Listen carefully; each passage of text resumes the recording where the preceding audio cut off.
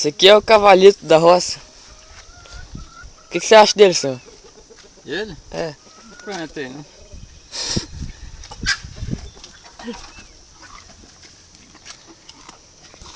é o cavalo Árabe. Puro sangue. Você veio de avião. Não, quero que você pegue aqui, ó, embaixo aqui. Olha lá. Aqui, ó. Pra baixar a cabeça, vai. Tá a cabeça muito alta. Vem cá.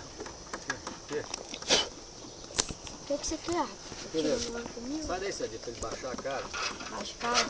Sai daí da cabeça. Puxa, tá me babando tudo, seu vagabundo. Aqui. Vai. Aqui. Caralho, tomei. Tá aqui, moleque. Tá onde? Vai, abaixa agora, né?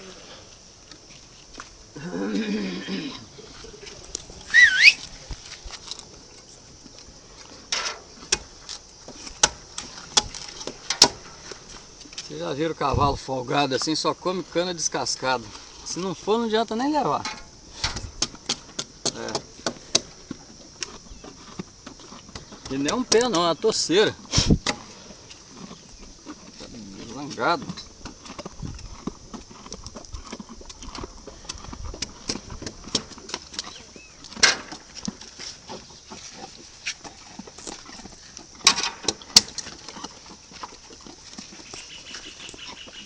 Esse é porra.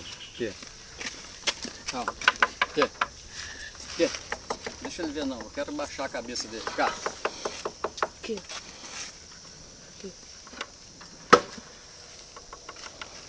Aqui, ó. Vai pra cá. Cá.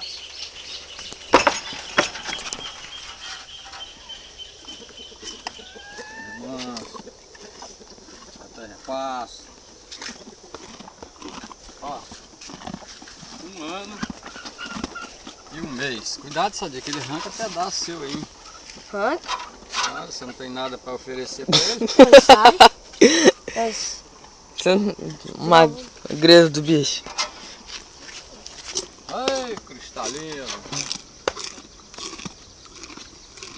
Bota a cabeça dele alto não, Sadia. Ó, aqui. Cá. Não, Nominho, deixa ela aqui, na moral. Dá a mãozinha, dá. É, vai nessa, Bruno. Dá a mão. Olha lá. Viu? Essa é a mão esquerda, agora nós vamos para a outra mão. Ele dá a volta toda, idiota. Dá a mão.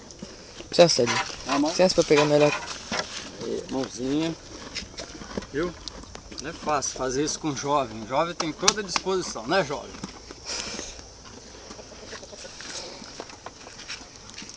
Fui treinador hoje, tô meio devagar.